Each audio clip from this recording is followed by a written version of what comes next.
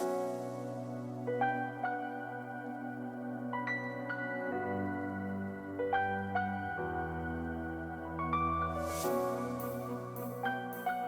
friends, Jenkins, aka Andrew here, bringing you another Dota 2 video on behalf of Dota Alchemy, and in this video we're going to be talking about my current favorite hero in Dota 2, and that's Puck. No debates here. Maybe I was going to put Pudge up or something like that. I could see why you would think that. I've done dumb shit like that before. But I'm having a lot of fun playing Puck. I think it's a pretty good hero to learn because I would say that most people consider it to be an S tier hero right now on Dota 2 Pro Tracker. It's one of the most picked heroes in pro level pubs, and it has a good win rate. It has about a 52% win rate. But with that being said, the skill cap on this hero is insanely high, so it's a great hero to just outskill and win MMR with, and it can be played in every role except for carry, and even as a carry, it's probably not that bad. So with that being said, I'm an offlaner. I play this hero in the offlane position, so how am I playing Puck in the current patch of Dota 2?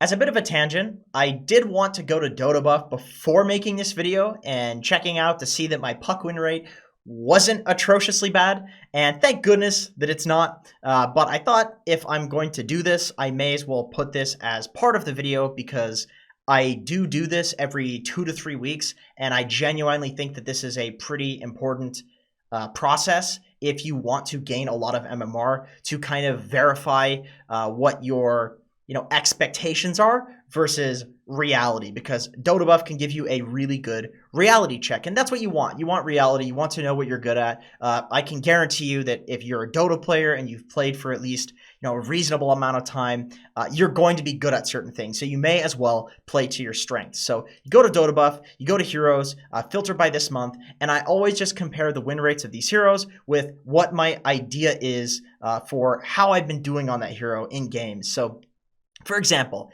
my tiny win rate is atrocious. I was wrong about this hero in the offlane. I think it's an amazing carry, but a lot of me wanted Tiny to be an offlaner just because it's one of my favorite heroes. I was absolutely biased. I tried to force it into the offlane, and I know that this is only an 8-match sample size, which is obviously very small, but with that being said, when I pair this 25% win rate also with my feelings of when I was playing in those games, it felt pretty bad, and this feels pretty bad. So I can say that right now my current understanding of Tiny isn't great. However, with that being said, Puck, I'm pretty proud of this win rate, and the reason I say that, I know 60% is not some crazy high value, but this month has been pretty bad for me. I've been having some of these like very long binge loss streaks, so 58%, I'm pretty proud of that, and I think that the hero is very good, and I think that if you follow what I'm about to tell you to do with the hero, you will win as well. But make sure to verify that using Dota Buff after the fact, after about a week of spamming a hero, even if it's not Puck. So here we are in a Puck game that I played. I'm just going to skip through the laning stage and talk to you about whatever I think is decently relevant, anything that's going to differ from how you'd play some other offlaner. In this particular game, I did not have my support here, which I wasn't entirely sure why this was happening. Some people just have an idea, okay, I want to go get first blood bot. They got 3 kills, so I'm totally okay with this. I tried to steal the rune because I saw that it was a Spectre. Usually the way that I play the runes on this new patch is I just try to stand between the runes and see if the enemy team is going to split up. And if they do try to split up like this, then I can go and just snipe a rune. I always start with Ring of Basilius, Iron Branch, and then Tango, and I will almost immediately try to send out a salve and maybe even some extra tangos. You can see that I just bought something, probably a salve. This is just an item that allows you to spam out so much goddamn spells, which Basilius is just ridiculous currently. And then it also builds into Veil of Discord, which is the first item that I go for. I've even been going it before I go for boots, which could definitely be a mistake. I think there are some situations you probably want to go boots first. This was a situation where I did not expect the Snapfire to have the Q ability, and usually you have a lane support that's with you, so this won't happen. So I got kind of debated there. I thought that he was going to go for the little Shredder, and I thought I could survive that. So he went for the Q, and he was able to snipe me under tower, which is unfortunate, but it means that I can come back to lane with regen. And then I politely asked my Tusk, hey man, I need a support here. And that brings me to my first important point about Puck. when it comes to drafting. If you play a mid puck, this doesn't really matter so much, but if you're playing a side lane puck, what I think is really important is having some beefcake frontliner to just body in for you, because this hero has some of the best trading in the game. Your right clicks do a crap load of damage, your Waning Rift and Illusory Orb do a crap load of damage, so you really just need somebody to sit there and tank damage for you. And then also, he scales insanely well. He or she, I don't know what gender puck is, doesn't matter. This hero scales like insanely well, so as long as you can get past the early part of the laning stage by not sitting there and trading with people, and I guess that's the important point, is don't sit and try to trade with people when you know that it's not something that's going to be possible with the armor that you have, unless you have, of course, phase shift up. But the important thing here, when I was under the tower here, this hero is quite level dependent. You can do a lot when you get the levels too, so it benefits your supports to be doing this for you. I told the Tusk to leave, and I know that sounds rude, but I didn't do it in a rude way. I just meant, hey man, like, you know, I guarantee you that with this hero, like, I will carry you if you just give me solo XP here. And he went and proved the point that there's plenty else to do in Dota rather than just soaking experience from your cores. He went and he actually solo killed the Mirana here. And, you know, if he wasn't doing this, he could stack, he could go interrupt the pull. There's plenty of stuff that he could be doing. So don't feel bad if you're a core, especially a level dependent core, and you tell your support like, hey man, it enables my game for you to give me solo XP here. I'm fine. I will get you back later. Like, you will do that on a hero like this, on most core heroes. So just chilling in front of my tower, getting free farm. The ideal game state is that the lane is back here. So anytime that the lane isn't back in this position, you want to make sure that you're pulling, or you're telling your support to pull this camp right here. If you're playing the entire laning stage up here and you're constantly losing lanes, that's why. It's not mechanics, you're not a bad player. It's literally just this. Just pull this camp back, or do something like cut the wave and pull it here. Just do something to get the lane equilibrium right in front of your tower, and I guarantee you, you will have way easier lanes. So just harassing him under tower. They did a pull as well. I sent out my crown, so I've got very good damage here. Tusk is doing an excellent job at giving me solo experience, by the way. This is top tier supporting from this guy. Try to get both of the runes, pull the lane back. Now it's in front of my tower. And the reason you want it in front of your tower is because you can just bully the enemy hero. And actually, this is a great example. So this kill can't happen if the tower's here. If I'm doing this under his tower, I die as well. And he's not going to run this way. Like, he's not going to run into a killable position. He's going to run into his tower. So I probably can't even kill him there if the lane isn't up here. So that's exactly why you want to focus on the equilibrium.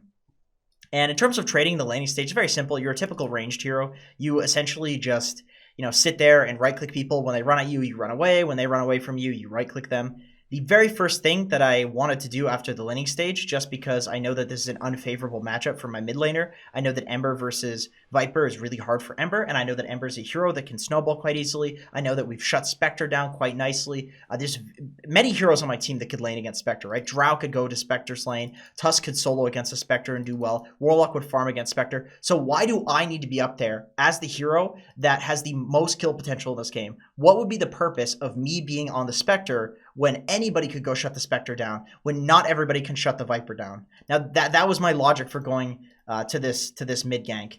And he's also just very high value. He's the most farmed on the enemy team. So we kill him. It's worth quite a bit of gold, free farm for the Ember Spirit, and then I head back to the top lane. I don't want to go to the bot lane because that would push my Drow away from there. Spectre is a late game hero. I know that the bot lane's going really well for my Drow just because I was opening the scoreboard and seeing his levels and seeing that he's 3-0. So I decide, okay, if this Viper's dead, I'm not going to sit here. There's actually a potential play of like waiting for the Viper to come back and killing the Viper, but without coil, I think that's a very unlikely play. It's really unrealistic to expect that to work. So I just go to the top lane and shit on the Spectre a little bit. And the item build that I go for in almost every single game is I will go for Veil of Discord into Travels. Travels are just so insanely broken right now because the mid lane, it doesn't matter at all. The side lanes are the most important things. You control all the bounties if you control the side lanes. You control the outposts if you control the side lanes. They honestly need to nerf both bounties and outposts so much before Travels are going to get nerfed. And this is especially true for heroes that have ways of clearing waves. Once you have the Veil of Discord, you can do a level 3 Waning Rift and level 2 Illusory Orb, and all the creeps will die in one right click. So it's insanely easy to clear creep waves with this hero once you have the Veil. So the Travels are just so amazing. And also, I hate that people are going this phase shift attack. I don't think it's good. I think the 200 cast range is significantly better. It means that you don't have to go for a blink dagger because Waning Rift functions essentially as a blink. It means that your Dream Coil, you can cast it from off the screen. It means that you can go travels first without having to rush a blink. So I really think that this cast range talent is broken and you should go for it, and that's why you can rush the travels. So the playstyle in the mid game in terms of where you're playing on the map is quite simple. And I realize that I say that for every single hero guide that I do. And the reason that I think that I say that for every single hero guide is because, honestly, Dota, when you boil it down to, okay, what does this hero do? What is this hero's job in a team fight? It is really simple. It's the combination of these things that makes it complicated. So, speaking of just Puck, the way you want to play this hero is every single time your Dream Coil is active, every time it's up, you want to use it. You want to go and you want to gank. You want to start a fight. You want to take a little skirmish. You want to get a pick off. And the reason for that is simple. This hero is so effective at locking people down in team fights. This hero is incredibly effective at picking people off.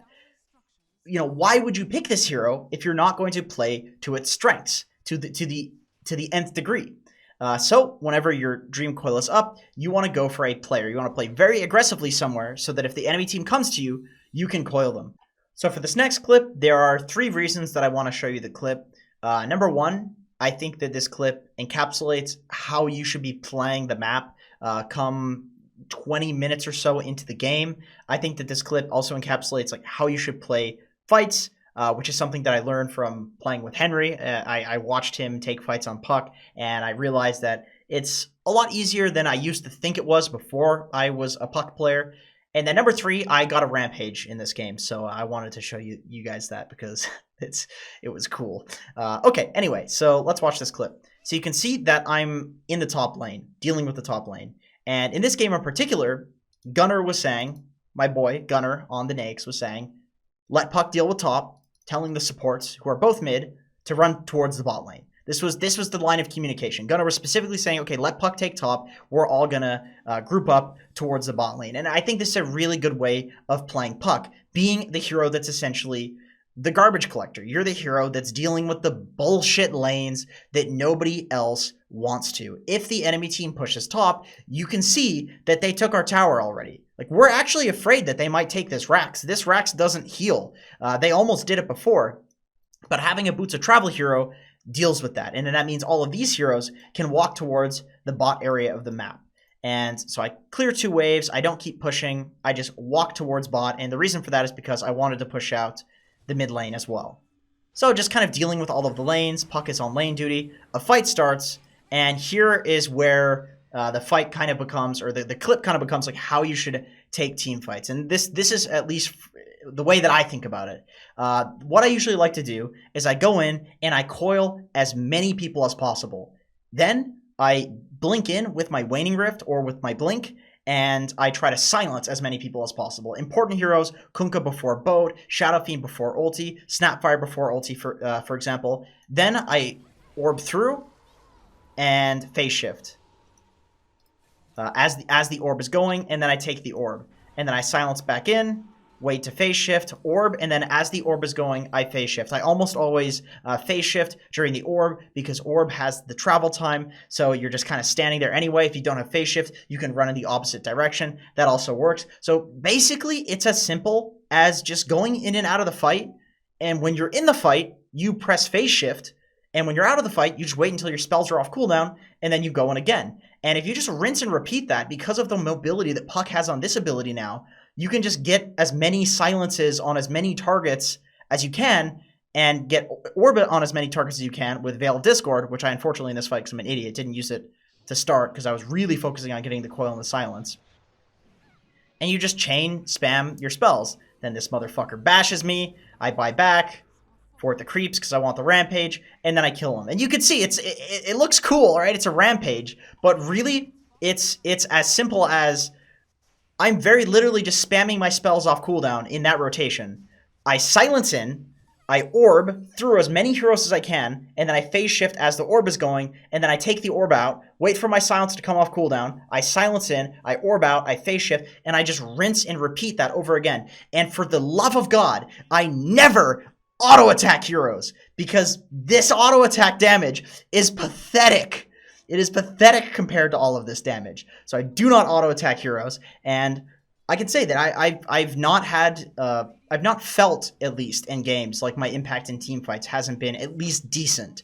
You know, it feels like the fights have been won or lost usually by other people kind of, you know, mechanically screwing up. Like you can see in this fight, again, I'm doing the exact same thing. I coil, I silence in, I orb through. People might call that low skill. I'm kind of a relatively new puck player. I'm not, you know, as good as a lot of other people on the hero, like Henry, for example. I haven't played 1,000 puck games. But with that being said, this works for me, and I'm sure that it'll work for you too. Anyway, that's it for this video. Thank you so much for watching. I do appreciate it, and I hope to see you in another video.